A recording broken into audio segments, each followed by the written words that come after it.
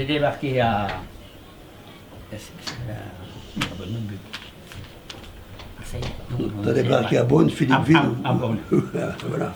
Et je me suis retrouvé à côté de Sétif, à 50 km de Sétif à peu près, dans les Aurès. D'accord. J'ai débarqué à Oran. Et j'ai été jusqu'à un patelin qui s'appelait Renault. C'était pas vraiment les Aurès, Sétif. Hein. Qui était à la limite de l'Oranais et de l'Algérois. Il y avait 3 départements. C'était des départements, parce que c'était de France. Oui.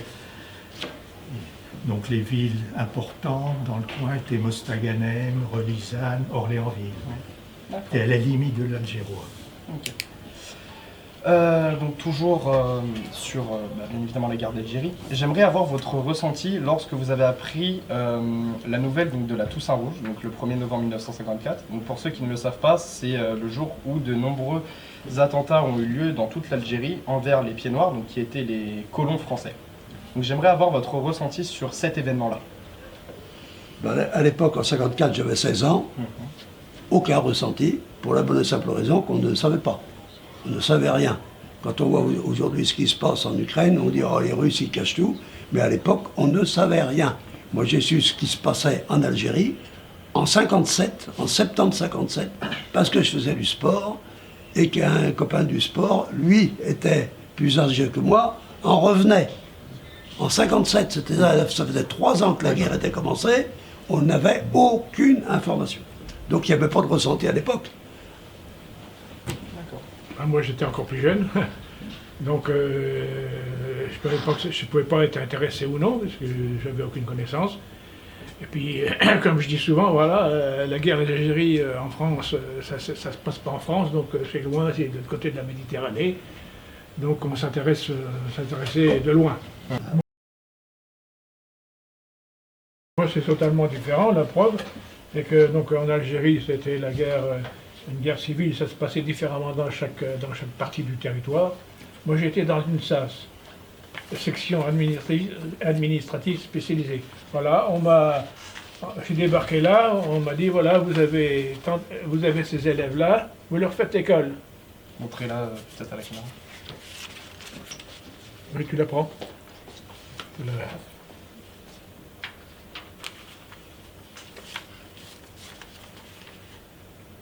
Donc ça, c'était vos combattants. Oui. Alors, lui, il était dans la tête de la Mitidja. Moi, les élèves qu'on avait, enfin, il y avait des écoles, ils étaient plus jeunes en général, mais là, ils sont très bien habillés. Moi, ils étaient en haillons, vraiment en haillons. Parce que dans la commune où j'étais, ça s'appelait Souma. Maintenant, le nom a changé, Souma-A. L'école communale était bondée. Les Algériens avaient eu beaucoup d'enfants. Donc, je suis tombé là. Je dis où est la classe? Où est le tableau? Où sont les livres, les cahiers? Rien. Ça va. Alors je faisais de la classe dans une pièce qui servait de bar pour les Morasnis. Oui, il faut dire que dans une SAS, il y avait à la tête, il y avait un officier qui avait comme bras droit un sous-off. Votre plus grand traumatisme? Alors, je repars à zéro. Oui. D'accord. Donc je me trouvais dans un régiment qui s'appelait le 2e Rama, régiment d'artillerie de marine. J'ai fait mes classes à Castres. D'accord. La classe, on était de la 61, une B. Donc j'avais pas 20 ans quand je suis parti faire mes classes. J'ai fait 4 mois de classe. Bon, je suis parti en Algérie et je me suis retrouvé dans un régiment qui était le Rama encore, mais qui était quasiment opérationnel permanent. Disons que tous les jours, on était de sortie. Et comme j'avais dit tout à l'heure, donc il y avait on avait des postes isolés. Et tous les soirs, les postes isolés étaient attaqués. Donc ils nous téléphonaient, demandaient du renfort. Donc automatiquement on partait à 4-5 camions, 5-6 camions. Et pour les défendre, quoi. Arrivé là-bas, il n'y avait plus personne. Par contre, au retour, eux, ils nous attendaient. Et toujours au même endroit, côté montagne, côté ouest. Et là, à feu croisé. Alors c'est curieux, parce que nous, on était dans les Aurès, on avait ça, les postes tous les 6 km. D'accord. Presque tous les soirs, ils étaient attaqués, mais on ne se déplaçait pas. Ah oui, oui, nous on se déplaçait. On ne se déplaçait pas. Et C'était donc, rare. il y a eu un soir qui n'a pas été fait comme les autres. Là, vraiment, moi j'ai peur. D'ailleurs, je n'étais pas le seul. Parce qu'on était descendu des camions, bien sûr, pour se cacher. Oui. Mais comme il n'y a rien pour se cacher, il y avait des cactus, comme on dit. Et donc, on était une file de 7 ou 8. Et moi, j'étais le dernier. Et ça tirait de tous les côtés, ça tirait de tous les côtés. Bon, au bout d'un moment, j'ai dit bon sang, je me suis piqué dans un cactus parce que j'ai l'épaule qui me fait mal, qui me brûlait. Bon, on en est resté là.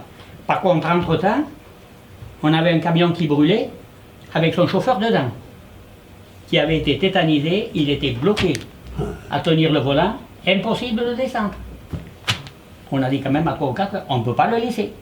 On est parti à 4 de sortir du camion. Le chef de section nous dit, vous allez avoir des problèmes. J'ai dit, tant pis, donc de toute façon, mourir pour mourir, et on ne va quand même pas laisser mourir le chauffeur. Enfin, on a réussi à l'extraire du camion. Bon, ça s'est bien terminé. Et bon, on redescend, et puis je vois le chef de section, j'ai dit, moi je ne sais pas ce que j'ai, mais moi j'ai l'épaule qui me brûle, qui me brûle, qui me brûle. Alors il me dit, mais est-ce que tu t'es piqué dans un cactus? Je n'en sais rien, ça je ne peux pas le savoir.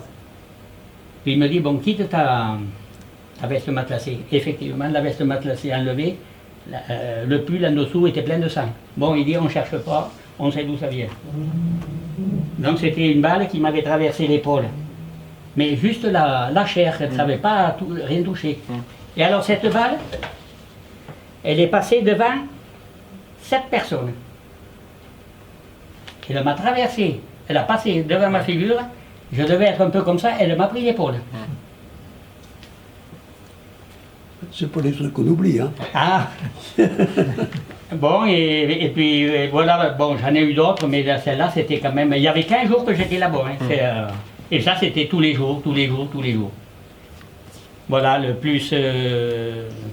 j'en ai eu d'autres, mais bon... Moi, j'arrête là. Et vous, monsieur Piton? Ben moi, ça me gêne un peu, mais c'est comme Marcel, Ah ça oui, s'est bah, relativement bien passé. Moi d'abord envoyé à Mourmelon le Grand, dont on a parlé à une certaine époque. Oui. On en a parlé pour autre chose. J'y suis allé 15 jours là-bas. 503e régiment de chars de combat, qui n'avait aucun char d'ailleurs. Bon, Et bon, je me suis avéré être un piètre militaire, ils l'ont tout de suite compris. Par contre, ce qui était théorique, ça allait à peu près. Alors bon, j'ai vu après l'appréciation du formateur, pratiquement incapable de faire un bon combattant, rendre des services dans un bureau. Idéal. Donc je suis parti en Algérie, où après les 4 mois de classe, et on m'a envoyé dans la région dont j'ai parlé. On a dit tout de suite, ah, là c'est un quartier pacifié, dit pacifié, c'est-à-dire que ça se passait pas trop mal. C'était... Mais souvent, il fallait pacifier, justement. Non, ça s'est pas mal passé parce qu'en 2 ans de présence, on n'a eu qu'un mort. Il n'y avait pratiquement pas d'opération. Ils surveillaient un peu, mais il n'y avait pas de combat. Ah, pas aussi. Tu vois, moi, Et bon, puis bon, on m'a présenté ce qu'on appelait le chef comptable. C'était pas de la comptabilité, en réalité, c'était tout le secrétariat, les notes de service qu'il fallait taper et envoyer en différents services, la solde. J'allais payer des gars dans les pitons qui étaient tout autour, dans les harcas aussi. Et là, bon, là aussi, ça s'est bien passé. Il n'y avait pas vraiment eu de combat. D'accord. Là où j'étais, moi, il n'y a pas eu. Et ce qui beaucoup. m'a Pardon. aussi sauvé, c'est que j'avais le bac. Et naturellement, les jeunes, ils le bac, ça Il n'y en c'est avait pas beaucoup à l'époque. Hein. un gars qui sort automatiquement sous lieutenant. Ah oui. Maintenant, Enfin, fallait faire pas les- maintenant, parce que tout le fallait monde... faire les oui. horaires quand même. hein. Oui, oui.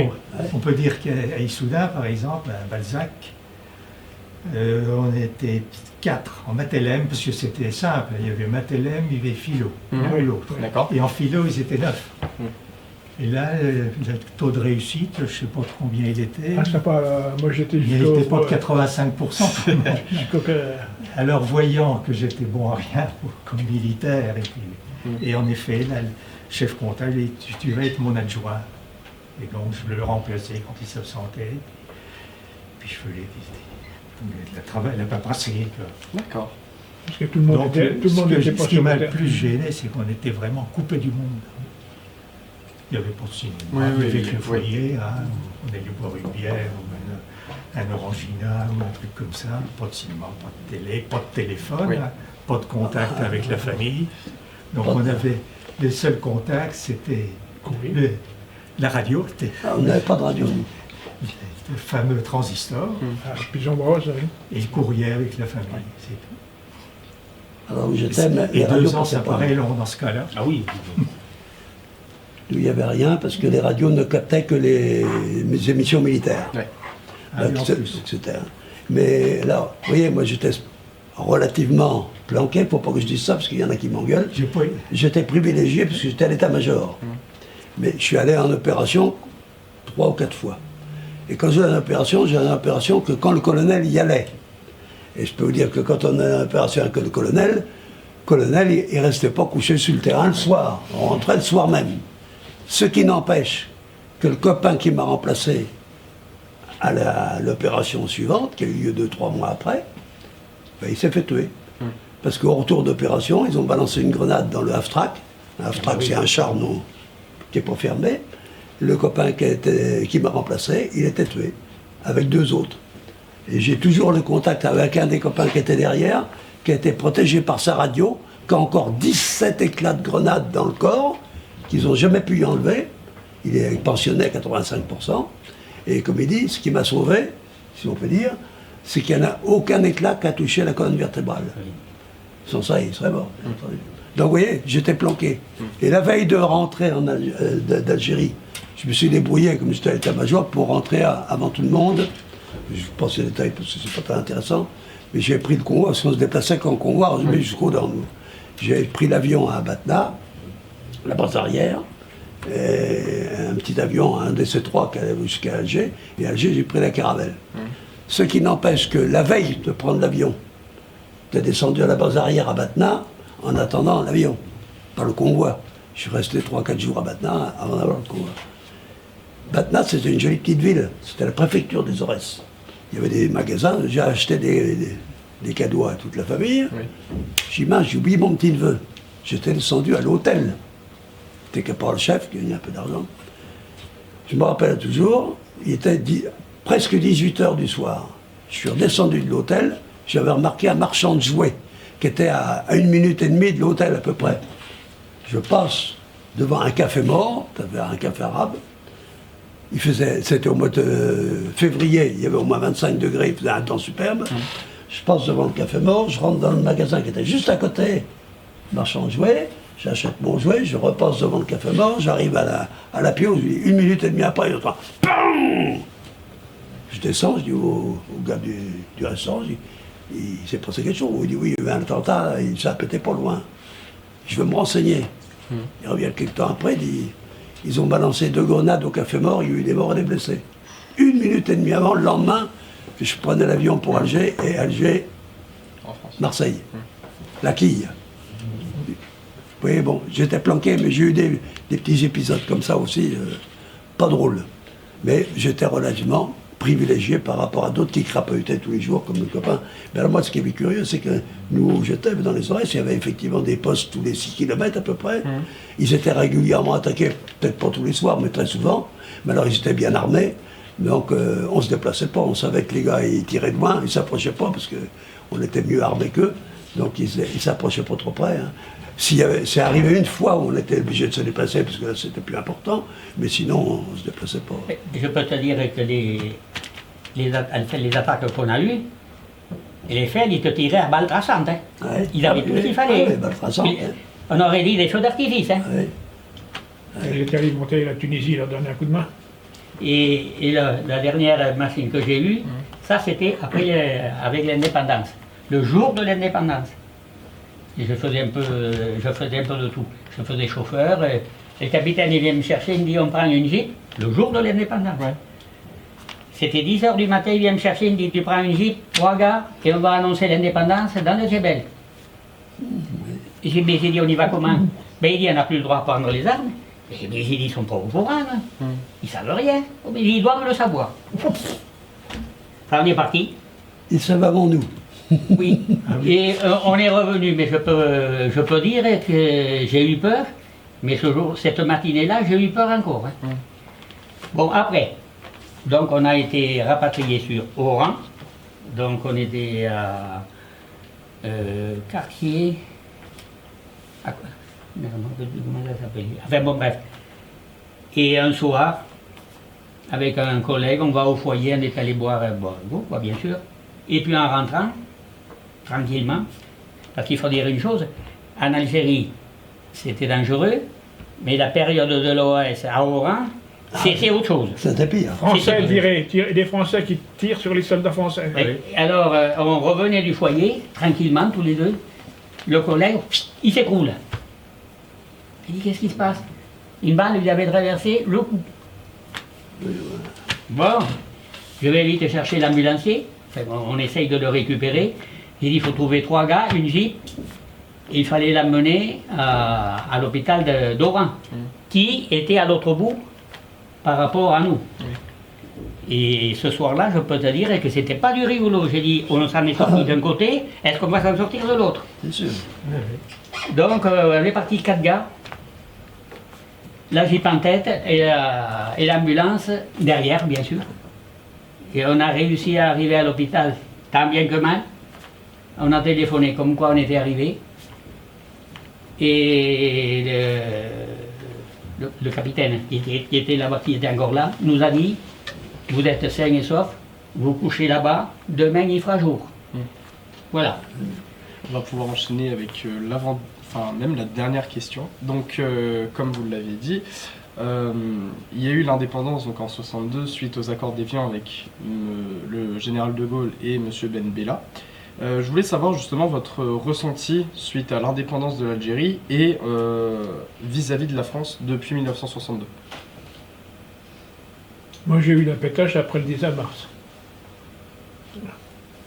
Ah oui. Ah oui, parce qu'après c'est fini, hein. C'est un petit peu comme à la fin de la guerre de 45, hein. Il y a les maquisards qui sont sortis, il y a les bons et les mauvais, les nouveaux collaborateurs, les anciens, etc. Moi j'ai eu peur après. Donc ça s'est bien passé, mais j'ai l'impression ils sont libres, puis ils se baladaient avec des camions devant les casernes. Moi je vois encore avec un camion avec des fusils.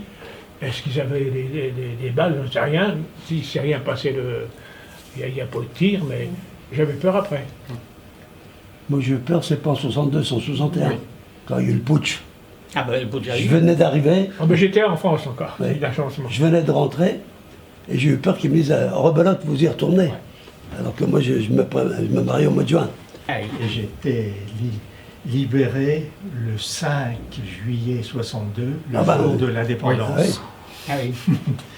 Donc on nous a emmenés en camion jusqu'à Oran, puis on est resté quelques jours confinés là, en caserne, jusqu'au moment de prendre le bateau. Ah oui. Et c'était fini. Puis Alors, c'est là qui... Je vais finir parce que on a eu un machin de citation D'accord. par le régiment, alors je vais vous le dire, ce qu'il nous avait dit. Bon, monsieur Robert Edman, 2e CST, alors c'était canonnier servant tireur, comme on appelait ça, et nous on disait des cons sans travail. Ça ne faudra pas le mettre. Ça va tireur, oui. Domicilié, bon, tout ça. Alors, jeune canonnier énergique et courageux, affecté à la section d'intervention, a toujours été volontaire pour toutes les missions délicates. C'est particulièrement distingué le 20 octobre 1961 à Bir Awidi, secteur de Borbora et Rige, lors d'une embuscade tendue par les rebelles. Bien que blessé, a riposté avec détermination, protégeant ainsi le dégagement de ses camarades, pris sous le feu des rebelles, a donné un bel exemple de courage. Voilà. Donc on a été décoré de Normal. la valeur militaire avec étoile de bronze. D'accord. C'est normal. Hein. Ouais. Bon, Il faudra peut-être que je te fasse ta demande de médaille militaire. Tu le fais si tu veux. bon eh bien Ça merci. me concerne plus beaucoup. Merci d'avoir répondu à notre demande. Merci d'avoir témoigné.